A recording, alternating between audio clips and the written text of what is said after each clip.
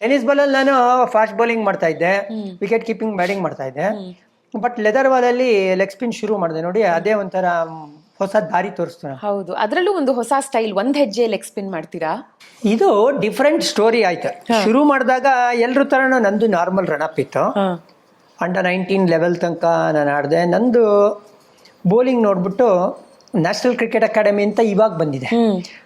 ಅದು ಬರೋಕ್ಕೆ ಮುಂಚೆ ಒಬ್ಬರು ಹನುಮಂತ್ ಸಿಂಗ್ ಅಂತ ಇಂಡಿಯಾಗೆ ಆಡಿದಂಥ ಓಪನಿಂಗ್ ಬ್ಯಾಟ್ಸ್ಮನ್, ರಾಜಸ್ಥಾನ್ಗೆ ಆಡೋರು. ಅವರು ಒನ್ ಆಫ್ ದಿ ಏನು ಹೇಳ್ತೀರಾ ಫಸ್ಟ್ ಕೋಚಸ್, ರೆಕಗ್ನೈಸ್ಡ್ ಕೋಚಸ್ ಇಂಡಿಯಾಲಿ. BCCI ಹೈರ್ ಮಾಡಿ ಅಂಡರ್-19 ಯಾರು ಇಂಟರ್ ಸ್ಟೇಟ್ ಟೂರ್ನಮೆಂಟ್ ಚೆನ್ನಾಗಿ ಆಡ್ತಾರಲ್ಲ ಅವ್ರಿಗೆ ಒಂದು ಆ್ಯನ್ಯುಯಲ್ ಕ್ಯಾಂಪ್ ಅಂತ ಮಾಡ್ತಾರೆ. ಅದು ಚಿನ್ನಸ್ವಾಮಿ ಸ್ಟೇಡಿಯಮಲ್ಲಿ ನಡೀತು. ನಾನು, ರಾಹುಲ್, ಸುಜಿತ್ 3 ಜನ ಕರ್ನಾಟಕದಿಂದ ಇದ್ದಿದ್ದು. ಅವರು ನನ್ನ ಲೆಗ್ ಸ್ಪಿನ್ ನೋಡ್ಬಿಟ್ಟು he was very impressed. He said, ನಿನ್ನ ಹತ್ರ ಏನೋ ಇದೆ, ದೆರ್ ಇಸ್ ಸಮ್ ಸ್ಪಾರ್ಕ್, ನೀನು ಇಂಡಿಯಾಗೆ ಆಡ್ಬೋದು, ಬಟ್ ಈ ಒಂದು ಶಾರ್ಟ್ ಪೀರಿಯಡ್ ಕ್ಯಾಂಪಲ್ಲಿ ನಿನಗೆ ರೆಡಿ ಮಾಡೋಕ್ಕಾಗೋದಿಲ್ಲ. ಮುಂಬೈಲಿ ಇರ್ದಿದ್ದು ಅವರು. He use to work for SBI. So ಮುಂಬೈಗೆ ಬಾ ನೀನು, ನಾನು ನಿನ್ನ 1-on-1 ಟ್ರೈನಿಂಗ್ ಕೊಡ್ತೀನಿ ಅಂತ ಹಿ ಓನ್ಲಿ ಇನ್ವೈಟೆಡ್. ಇನ್ಫ್ಯಾಕ್ಟ್ ನಾನು ಅವಾಗ ತಾನೇ ಜಸ್ಟ್ ಬ್ಯಾಂಕ್ ಜಾಯ್ನ್ ಆಗಿದೆ. ಸೊ ಆಬ್ವಿಯಸ್ಲಿ ಬ್ಯಾಂಕಿಂದ ರಜಾ ಕೊಡಲ್ಲ ಇದಕ್ಕೆಲ್ಲ, ಯಾಕಂದರೆ ಇದು ಸ್ಟೇಟ್ ರೆಪ್ರೆಸೆಂಟೇಷನ್, ಇದು ಇಂಡಿವಿಜುವಲ್ ಇಂಟ್ರೆಸ್ಟ್ ತೋರಿಸು. ಸೊ ಬ್ಯಾಂಕು ಕೂಡ ಬಹಳ ಕೋಆಪರೇಟಿವ್ ಆಗಿ ಅವರು ನನಗೆ ಟೆಂಪ್ರರಿ ಟ್ರಾನ್ಸ್ಫರ್ ಕೊಟ್ಟರು ಮುಂಬೈಗೆ. ಹನುಮಂತ್ ಸಿಂಗ್ ಅವರು ನನಗೆ ಅಲ್ಲಿ ಅಕಾಮಿಡೇಷನ್, ಫುಡ್, ನಾನು ಇರೋಕ್ಕೆಲ್ಲ ಅವ್ರು ನೋಡ್ಕೊಳ್ತಾ ಇದ್ರೆ. ನಾನು 10 to 1 ಕೆಲಸ ಮಾಡಪ್ಪ ಸಾಕು ಅಂತ ಬ್ಯಾಂಕ್ ಅವ್ರು ನಂಗೆ ಪಾಪ ಪರ್ಮಿಷನ್ ಕೊಟ್ಟು ಕಳಿಸಿದ್ರು. 1:30ಗೆ ನಾನು ನ್ಯೂ ಮೆರೀನ್ ಲೈನ್ಸ್ ಅಂತ ಒಂದು ಬ್ರಾಂಚಲ್ಲಿದ್ದೆ. ಅಲ್ಲಿಂದ ಒಂದ್ ಕಡೆ ಸ್ಟೇಡಿಯಂ ಒಂದು 200-300 meters. So I use to walk from there. ಆಮೇಲೆ ನನ್ನ ಲಕ್ಕಿಗೋ ಬ್ಯಾಡ್ ಲಕ್ಕಿಗೋ ಏನಂದ್ರೆ, ನಾನು ಈ ಒಂದು August-September ಟೈಮಲ್ಲಿ ಅಲ್ಲಿ ಹೋದೆ. ಧಾರಾಕಾರ ಮಳೆ, ಮುಂಬೈ ಮಳೆ ನಿಮ್ಗೆ ಗೊತ್ತಲ್ಲ, ಬಂದ್ರೆ ನಿಲ್ಲೋದೇ ಇಲ್ಲ. ಸೊ ನಾನು ಆಚೆ ಯಾವ ಮ್ಯಾಚು ಆಡೋಕ್ಕಾಗ್ತಾ ಇರಲಿಲ್ಲ. ಸ್ಟೇಡಿಯಂ ಕಾರಿಡಾರಲ್ಲಿ ಐ ಯೂಸ್ ಟು ಬೋಲ್, ಯಾಕಂದರೆ ಬ್ಯಾಟ್ಸ್ಮನ್ಗಳಿಗೆ ಬೌಲಿಂಗ್ ಮಾಡೋಕ್ಕಾಗ್ತಾ ಇರಲಿಲ್ಲ. ಯಾರು ಆಲ್ರೆಡಿ ನಿಮ್ಗೆ ಮಳೆ ಬಂದರೆ ಪಾಪ ಅವ್ರು ಯಾರೂ ಬರೋಕ್ಕೂ ಆಗ್ತಾ ಇರಲಿಲ್ಲ, ಆ ಥರ ಒಂದು ಪರಿಸ್ಥಿತಿ ಇತ್ತು. ಸೊ ಅಲ್ಲಿ ನನಗೆ ಗೊತ್ತಾಗ್ದೇನೆ, ಆಗಿನ ಕಾಲದಲ್ಲಿ ವಿಡಿಯೋ ಎಲ್ಲ ಇರಲಿಲ್ಲ, ನಂಗೆ ಗೊತ್ತಾಗ್ದೇನೆ ನನ್ನ ಆ್ಯಕ್ಷನಲ್ಲಿ ಸ್ವಲ್ಪ ಚೇಂಜು. ಅಂದರೆ ನಾನು ಹನುಮಂತ್ ಸಿಂಗ್ ಅವ್ರಿಗೆ ಬ್ಲೇಮ್ ಮಾಡ್ತೀನಿ ಅಂತಲ್ಲ, ನಮಗೆ ಅವಾಗ ಅವೇರ್ನೆಸ್ ಇರಲಿಲ್ಲ, ಇದು ನಂಗೆ ವರ್ಕ್ ಆಗುತ್ತಾ ವರ್ಕ್ ಆಗಲ್ವಾ ಅಂತ. ಸರಿ, ಆಮೇಲೆ ನಾನು one fine day I come back to Bangalore. ಇಲ್ಲೆಲ್ಲ ಸೆಲೆಕ್ಷನ್ ಮ್ಯಾಚ್ ಆಡಬೇಕು ಅಂತ. ಆ ಹಳೆ ರಿದಮ್ ಇರಲಿಲ್ಲ ನನಗೆ.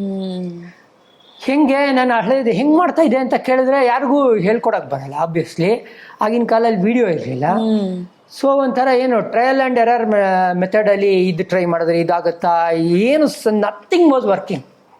ಅದಾದಮೇಲೆ ಒನ್ ಫೈನ್ ಡೇ ಓಕೆ, ನಾವೇ ರಿಯಲೈಸ್ ಮಾಡಿಕೊಂಡು ಆ ಒಂದು ಡೆಲಿವರಿ ಸ್ಟ್ರೈಡ್ ಅಂತ ಮಾತಾಡ್ತೀವಿ, ಅದರಲ್ಲಿ ಬ್ಯಾಲೆನ್ಸ್ ಇಲ್ಲದೆ ಆ ಕಡೆ ಈ ಕಡೆ ಹೋಗ್ತಾ ಇದೆ ಅಂತ ಹೇಳಿ ಒಂದೇ ಸ್ಟೆಪ್ಪಲ್ಲಿ ಬೌಲಿಂಗ್ ಮಾಡ್ತಾ ಇದ್ದೆ ಒಂದು ಸೀಸನ್. ಅದು ನನಗೆ ಕಂಟ್ರೋಲ್ ಕಾಣಿಸ್ತಾ ಇತ್ತು, ನಾನು ಅನ್ಕೊಂಡಿದ್ದ ಜಾಗದಲ್ಲಿ ಬಾಲ್ ಬೀಳ್ತಾ ಇತ್ತು. ಸೊ ಆ ಲೆಕ್ಕದಲ್ಲಿ ಯಾವ ಕೋಚು ಹೇಳ್ಕೊಟ್ಟಿದ್ದಲ್ಲ ಇದು. ಇಟ್ಸ್ ಸೋ ಚಾಲೆಂಜಿಂಗ್ ಆಲ್ಸೋ ಅಲ್ವಾ, ರನ್ನಪ್ ತಗೊಳ್ದಿರಾ. Everything has to happen in that instant. ಅಂದರೆ ನೀವು ರನ್ನಪ್ ಏನಕ್ಕೆ ತೊಗೊಳ್ತೀವಿ ಅಂತ ಹೇಳಿದ್ರೆ ಮೊಮೆಂಟಮ್ ಬರಲಿ ಅಂತ. ಕರೆಕ್ಟ್. ಬಾಡಿ ಮೊಮೆಂಟಮ್ ಬಂದರೆ ನಿಮಗೆ ಪಿಚ್ ಆದ್ಮೇಲೆ ಬಾಲ್ ಸ್ವಲ್ಪ ಜೋರಾಗಿ ಹೋಗುತ್ತೆ ಅಂತ. ನೀವು ಈ ಥರ ಒಂದು ಸ್ಟೆಪ್ಪಲ್ಲಿ ಬೌಲಿಂಗ್ ಮಾಡಬೇಕು ಅಂದರೆ ನಿಮ್ಮ ಶೋಲ್ಡರ್ಸ್ ಎದ್ವಾ ಸ್ಟ್ರಾಂಗ್ ಇರಬೇಕು. Because every effort is in the last minute through the shoulder. Correct. And just in that one step. ಆ ಜರ್ಕ್ ಮೇನ್ ಥಿಂಗ್. ಸೊ ಅಲ್ಲಿ ರಿದಮ್ ಸಿಕ್ತು ಅಂತ ಹೇಳಿದ್ರೆ ಒಂದೇ ಒಂದು calendar year I am talking 100 wickets in a calendar year, playing for my bank, playing for club. ಆವಾಗ BUCC ಅಂತ ಆಡ್ತಾ ಇದ್ದೆ. ಎಲ್ಲರೂ ಕಮೆಂಟ್ ಮಾಡೋರು, ಇದು ಯಾವ ಸೀಮೆ ಬೌಲಿಂಗ್ ಜಗತ್ತಲ್ಲೇ ನಾವು ನೋಡಿಲ್ಲ ಅಂತ. ಇವತ್ತೇನು ಮಾಡ್ತಾರೆ ಗೊತ್ತಾ, ಇವ್ನು ಸಮಥಿಂಗ್ ಯೂನಿಕ್ ಗುರು, we have to pick him ಅಂತ. ಆ ಥರ ಒಂದು ಯೋಚನೆ ಇರಲಿಲ್ಲ ಅವಾಗ. ಸೆಲೆಕ್ಟರ್ಸ್ ದೇ ಸೆಡ್ ನಾವು ಮ್ಯಾಟಿಂಗಲ್ಲಿ ಅಂದರೆ ಆವಾಗಿನ ಕಾಲದಲ್ಲಿ ಎಲ್ಲ ಮ್ಯಾಚೂ ನಿಮಗೆ ಟಫ್ ಪಿಚ್ಗಳಲ್ಲಿ ಆಗ್ತಾ ಇರಲಿಲ್ಲ. ಸುಮಾರು ಮ್ಯಾಚ್ ಎಲ್ಲ ಮ್ಯಾಟಿಂಗಲ್ಲಿ ಆಗೋದು.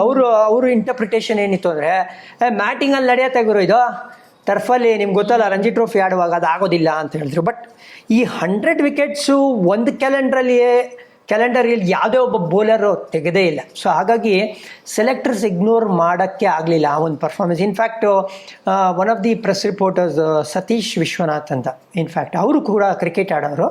ಆಮೇಲೆ I think he use to work for Deccan Herald, ಆಮೇಲೆ ನ್ಯೂ ಇಂಡಿಯನ್ ಎಕ್ಸ್ಪ್ರೆಸ್ಗೇನೋ ಮಾಡ್ತಾಯಿದ್ರು.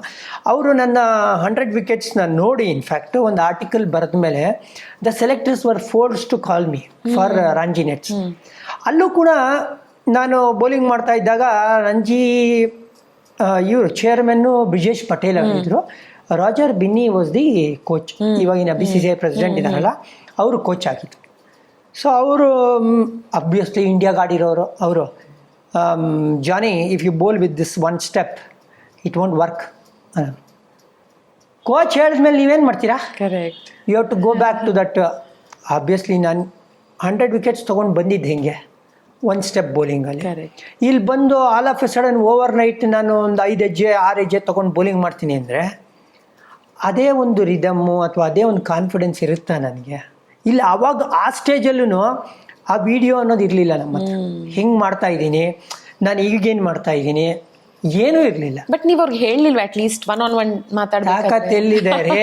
ನೀವು ನೋಡಿ, Roger Binny world cup winner 1983, ಆಮೇಲೆ Brijesh Patel was played for India. ಒಂಥರ ಅಗತ್ತಿರುವಂತ ವ್ಯಕ್ತಿ, ನಿಮ್ಮ ಸೂಪರ್ ಸೀನಿಯರ್, ಬರೀ ಸೀನಿಯರ್ ಅಲ್ಲ ಸೂಪರ್ ಸೀನಿಯರ್ಸ್ ಹೇಳುವಾಗ ಯು ಕಾಂಟ್ ಇಗ್ನೋರ್. ಬಟ್ ಇವಾಗ when you look back sir, ಆಯ್ತು ಹೇಗೋ ಸಟಲ್ ಆಗಿ ಅವ್ರು ಕನ್ವೆ ಮಾಡ್ಬೇಕಿತ್ತದು ಒಂದ್ಸಲ, because 100 wickets in a calendar year is just amazing performance. ಅಲ್ಲ, ಅದು okay, that's an achievement, one thing. But next ಲೆವೆಲ್ಗೆ ಹೋಗ್ಬೇಕಾದ್ರೆ ಆ ಒಂದು ಧೈರ್ಯ ತೋರಿಸ್ಬೇಕಾಗಿತ್ತ ನಾನು ಅಂತ ಇವತ್ತು ನಾನೇ ಪ್ರಶ್ನೆ ಮಾಡ್ಕೋಬೇಕಂದ್ರೆ, ಆ ಟೈಮಲ್ಲಿ ಆಗಲ್ಲ ರೀ ಅಂತ ಹೇಳೋ ತಾಕತ್ ಇರಲಿಲ್ವಲ್ಲ ನಮಗೆ.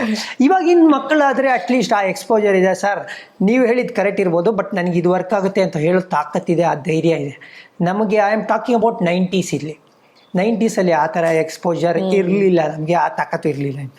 ಅದೇ 90s ಶ್ರೀನಿವಾಸ್ ಮೂರ್ತಿ ಅವರು ಜಾನಿ ಆಗ್ತಾರೆ.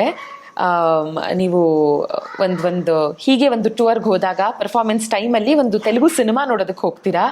ಸಿನಿಮಾ ನೋಡೋದಕ್ಕೆ ಹೋದಾಗ ಅದು ವಿಜಯಶಾಂತಿ ಅವರ ಸಿನಿಮಾ. ಆ ಸಿನಿಮಾದಲ್ಲಿನ ಒಬ್ಬ ಪಾತ್ರಧಾರಿ ಸೇಮ್ ನಿಮ್ ತರನೇ ಇದ್ದಿದ್ದು.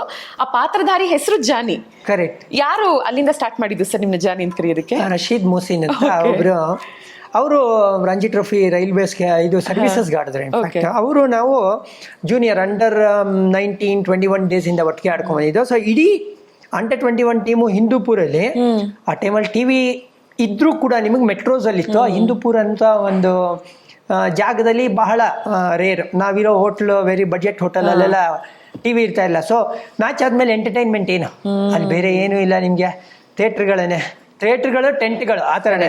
ಆ ಟೈಮಲ್ಲಿ ಕರ್ತವ್ಯಂ ಅಂತ ವಿಜಯಶಾಂತಿ ಅವರು ಬಹಳ ಹೆಸರು ಮಾಡಿದಂಥ ಒಂದು ಪಿಕ್ಚರ್. ಇಡೀ ತಂಡ ಕೂತಿದ್ದೀವಿ, ಇನ್ಕ್ಲೂಡಿಂಗ್ ಅವರ್ ಏನು ಹೇಳ್ತೀರಾ manager come coach Raghunath sir ಅಂತ. ನಾವೆಲ್ಲ ನೋಡ್ತಾ ಇದ್ದೀವಿ. One character was looking like me, ಅದಕ್ಕೆ ಅಲ್ಲೇ ಜಾನಿ ಅಂತ ಹೆಸರು ನಾಮಕರಣ ಆಗೋ ಥಿಯೇಟ್ರಲ್ಲೇ. ಅವತ್ತಿಂದ ಜಾನಿ ಅಂತ ಹೇಳಿದ್ದು ಇವತ್ತಿಗೂ ಆ ಹೆಸರು. ಇನ್ಫ್ಯಾಕ್ಟ್ ನನ್ನ ಅಕ್ಕನ ಮಕ್ಕಳು ಜಾನಿ ಮಾಮ ಅಂತಾನೆ ಕರೆಯೋದು. ಆ ಥರ ಒಂದು ಸೀಲ್ ಹೊಡೆದಂಗೆ ಆಗ್ಬಿಟ್ಟು. ಸೊ ಇವತ್ತಿನ ದಿನ ನೀವು ಬ್ಯಾಂಕಲ್ಲಿ ವರ್ಕ್ ಮಾಡ್ಬೇಕಾದ್ರೆ you get to meet a lot of people. ಎಷ್ಟು ಜನ ನಿಮ್ಮನ್ನ ಅವ್ರ ಕೆಲ್ಸಕ್ಕಂತ ಬಂದಿರ್ತಾರೆ, ಸಡನ್ ಆಗಿ ನೀವು ನೋಡಿ ಒಂದ್ ಇನ್ಸ್ಟೆಂಟ್ ಮತ್ತೆ ಕಣ್ಣು ಹಾಯಿಸಿ ಜಾನಿ ಸರ್ ನೀವು ಅಂತ ಹೇಳಿ ಎಷ್ಟು ಜನ ಮಾತಾಡಿಸ್ತಾರೆ? ಔಟ್ ಆಫ್ 10 ಎಷ್ಟು ಜನ ಹೀಗೆ ರೆಕಗ್ನೈಸ್ ಮಾಡ್ತಾರೆ? ನೀವು ಅನ್ಕೊಂಡಿರೋಂಗೆ ನಾನು in my banking I don't come face to face with customers. ಯಾಕಂದ್ರೆ ನಾನು ಅಡ್ಮಿನ್ ಅಲ್ಲಿ ಇರೋದು, ಹೆಡ್ ಆಫೀಸ್ ಅಲ್ಲಿ ಇರೋದು. ಹಾಗಾಗಿ ಜಾಸ್ತಿ ಎಂಪ್ಲಾಯ್ಸ್ ಇರ್ತಾರೆ ನನ್ನ ಹತ್ರ, ಬಿಟ್ರೆ ಕಸ್ಟಮರ್ಸ್ ಬಹಳ ಕಮ್ಮಿ. ಹೊರಗೆ ನೀವು ಓಡಾಡ್ಬೇಕಾದ್ರೆ ಅಲ್ಲಿ ಇಲ್ಲಿ ನೋಡ್ಬಿಟ್ಟು ಮಾತಾಡ್ತಾರೆ, ಓ ಜಾನಿ ಸರ್ ಒಂದ್ ಸ್ವಲ್ಪ ತಗೋಬೋದಾ, ತಗೊಳ್ಳಿ ಅಂತ. ಒಂದು ಫನ್ನಿ ಇಂಟ್ರಾಕ್ಷನ್ ಏನಾದ್ರು ನೆನಪು ಮಾಡ್ಕೊಳ್ಳೋ ಹಾಗಿದ್ರೆ ವಿತ್ ಇವರ ಫ್ಯಾನ್ಸಾ? ವಿತ್ ಫ್ಯಾನ್ಸ್ ಅಲ್ಲ ಪಾಪ ಅವರ ಅಭಿಮಾನ, ಅದನ್ನ ನಾವು ಫನ್ನಿ ಅಂದ್ರೆ ನಾನು ರೇಗಿಸ್ತಾ ಹೇಳೋದಲ್ಲ. ನಾನು ಒಂದ್ ಎಕ್ಸಾಂಪಲ್ ಕೊಟ್ಬಿಡ್ತೀನಿ. ಫಾರ್ ಎಕ್ಸಾಂಪಲ್, ಸುಮಾರು ಜನ ನನ್ನ ಬಂದು ಮಾತಾಡಿಸ್ತಾ ಹೇಳೋರು, ನಿಮ್ ಶೋ ರೆಗ್ಯುಲರ್ ಆಗಿ ಕೇಳ್ತೀನಿ, ತುಂಬಾ ಚೆನ್ನಾಗಿ ಮಾತಾಡ್ತೀರಾ ರೇಡಿಯೋದಲ್ಲಿ, ಥ್ಯಾಂಕ್ ಯು. ಎಷ್ಟೊತ್ತಿಗೆ ಬರುತ್ತೆ ಹೇಳಿ ನಿಮ್ ಶೋ ಅಂತ. ಪಾಪ ರಿಯಲಿ ಸ್ವೀಟ್ ಆಫ್ ದೆಮ್. ನಾನು ರೇಗ್ಸಕ್ ಹೇಳ್ತಿಲ್ಲ, ಆದ್ರೆ ಏನ್ ಗೊತ್ತಾ ರೀ, ಪಾಪ ಆ ಮುಖ ಪರಿಚಯ ಇರುತ್ತೆ, ಹೆಸರು ನಿಮ್ಗೆ ಆ ಟೈಮಲ್ಲಿ ಬರಲ್ಲ. ಅಂದ್ರೆ ಅವ್ರ ಹೆಸರು ಗೊತ್ತಿಲ್ಲ ಅಂತ ಅವ್ರು ನಮ್ಮನ್ನ ಲೈಕ್ ಮಾಡಲ್ಲ ಅಂತಲ್ಲ. ಸೊ ಇದು ನೀವು ಹೇಳ್ದಂಗೆ ಈ ತರ ಆಗತ್ತೆ. ಆಮೇಲೆ ಇನ್ನೊಂದು ಏನ್ ಗೊತ್ತಾ, ಸುಮಾರು ಜನಕ್ಕೆ confusion, Johnny and Chipli confusion. Sir ನೀವು ಚಿಪ್ಲಿ ಸರ್ ಅಲ್ವಾ ಅಂತಾರೆ, ನಾನೆಲ್ಲ ಹೋಗಯ್ಯ ಅಂತ ಹೇಳಿ. ಓಕೆ. ಅಂಡ್ ನಿಮ್ಮ ಕ್ರಿಕೆಟಿಂಗ್ ಜರ್ನಿ ಅಮೇಝಿಂಗ್ ಆಗಿದೆ. ಅಷ್ಟೇ ಅದ್ಭುತವಾಗಿರೋದು ನಿಮ್ಮ ಕಮೆಂಟ್ರಿ ಜರ್ನಿ. ಕಮೆಂಟೇಟರ್ ಹೇಗಾದ್ರಿ ಅಂದ್ರೆ, ಕನ್ನಡ ಕಮೆಂಟೇಟರ್ ಅಂತ ಬಂದಾಗ ಒಂದು ಹೊಸ ಆಯಾಮ ಸರ್ ಇದು ಕನ್ನಡಕ್ಕೆ. ಯಾಕಂದ್ರೆ ನಾನು ಆಗ್ಲೇ ನಿಮ್ಗೆ ಹೇಳ್ತಾ ಇದ್ದೆ ದಟ್ ಎಲ್ಲರೂ ನಾವೆಲ್ಲ ಚೈಲ್ಡ್ಹುಡ್ ಡೇಸ್ ಇಂದ ಇಂಗ್ಲಿಷ್ ಕಮೆಂಟ್ರಿ ನೋಡ್ಕೊಂಡೇ ಬೆಳೆದಿರೋರು. ಒಳ್ಳೊಳ್ಳೆ ಸ್ಟ್ಯಾಟಿಸ್ಟಿಕ್ಸ್ಗಳನ್ನ ಕೊಡ್ತಾರೆ, ಆನ್ ದ ಸ್ಪಾಟ್ ಸುಮಾರು ವಿಷಯಗಳು ಒಂದು ತಿಳ್ಕೊಂಡಿರ್ಬೇಕು, ಅಲ್ಲಿ ಏನ್ ನಡೀತಿದೆ ಮ್ಯಾಚು, ಆ ಸಿಚುವೇಶನ್ ತಕ್ಕನಾದ ವಿಷಯಗಳನ್ನ ನಾವು ಹೇಳಬೇಕು, ಜೊತೆಗೆ ಅಲ್ಲಿನ ಕವರೇಜು ಕೊಡಬೇಕಾಗತ್ತೆ. ಬಟ್ ಇದಕ್ಕೆ ಒಂದು ಫನ್ ಆಂಗಲ್ ಆ್ಯಡ್ ಮಾಡೋದು it's not an easy task at all. So ಈ DRS ಯಾರ ಬ್ರೈನ್ ಚೈಲ್ಡ್ ಸರ್? ಹೇಗೆ ಸ್ಟಾರ್ಟ್ ಆಯ್ತು ಇದು? DRS ಬಂದು ವಿಜಯ್ ಭಾರದ್ವಾಜ್ ಅವರ ಬ್ರೈನ್ ಚೈಲ್ಡ್, ಇಂಡಿಯಾಗೆ ಆಡಿರೋ ಅಂತ ಪ್ಲೇಯರ್. ಆಮೇಲೆ ನನಗೆ ಚೆಡ್ಡಿ ದೋಸ್ತ್ ಅಂತ ಹೇಳ್ಬೇಕು. ನಾನು ನಿಮ್ಗೆ ಹೇಳಿದಲ್ಲ ಅವಾಗಲೇ, ಬಸವನಗುಡಿ ಸರ್ವೆ ಸ್ಟ್ರೀಟ್ ಅಂತ ನಮ್ಮನೆ ಪಕ್ಕದಲ್ಲಿ ವಿಜಯ ಭಾರದ್ವಾಜ್ ಅವರ ಅಜ್ಜಿ ಮನೆ, ಹ್ಮ್ ಅವ್ರ ತಂದೆ HAL ಕೆಲಸ. ಓಕೆ ಸೊ ಇಬ್ರು ಏನು ಹೇಳ್ತೀರಾ, ಆವಾಗಲೇ ವಿಂಡೋಸಲ್ಲಿ ಆಪ್ರೇಟ್ ಮಾಡ್ತಾ ಇದ್ವಿ 80s ಅಲ್ಲಿ. ವಿಂಡೋಸ್ ಇರಲಿಲ್ಲ ಆದರೂ, ಅಂದರೆ ಅವ್ನು ಕಿಟಕಿ ತೆಗೆದ್ರೆ ನಾವು ಆಡ್ತಾ ಇದ್ವಿ, ಆ ಥರ ಒಂದು ವಿಂಡೋಸಲ್ಲಿ ನಾವಿದ್ವಿ. ಆಮೇಲೆ ಎಲ್ಲ ಒಟ್ಟಿಗೆ ಕ್ರಿಕೆಟ್ ಆಡಿದ್ದು.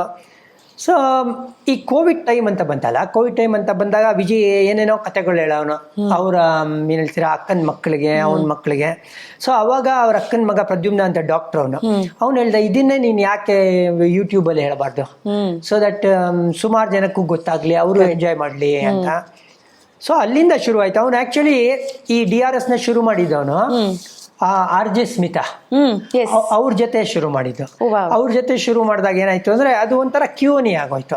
ಸೊ ಆಮೇಲೆ ಒಂದು ಫೈನ್ ಡೇ ಜಾನಿ ಹಿಂಗೆ ಮಾಡ್ತಾ ಇದೀನಿ ಮಾಡೋಣ ಓಕೆ ಅಂತ ಹೇಳಿ ಪಾಡ್ಕಾಸ್ಟ್ ಥರ ಶುರುವಾಗಿತ್ತು DRS. ಆಮೇಲೆ ಅವನು ಇಲ್ಲಿಗೆ ಬರೋನು, ನಾನು ಅವ್ರ ಮನೆಗೆ ಹೋಗ್ತಾ ಇದ್ದೆ. ಹಾಗೆ ಹೋಗ್ತಾ ಹೋಗ್ತಾ ಹೋಗ್ತಾ ಒಂದು ಫೈನ್ ಡೇ ನಮಗೆ ಪ್ರಣವ್ ಜೋಶಿ ಅಂತ ಜಾಯ್ನ್ ಆದ ಎಡಿಟರ್. ಇಲ್ಲ ಅಂದ್ರೆ ನಾವು ಜಸ್ಟ್ ಏನು ಹೇಳ್ತೀರಾ ಕ್ಲೀನ್ ಅನ್ಕಟ್ ವಿಡಿಯೋಸೇ ನಮ್ದೆಲ್ಲ ಅಪ್ಲೋಡ್ ಆಗ್ತಾ ಇದ್ದಿದ್ದು.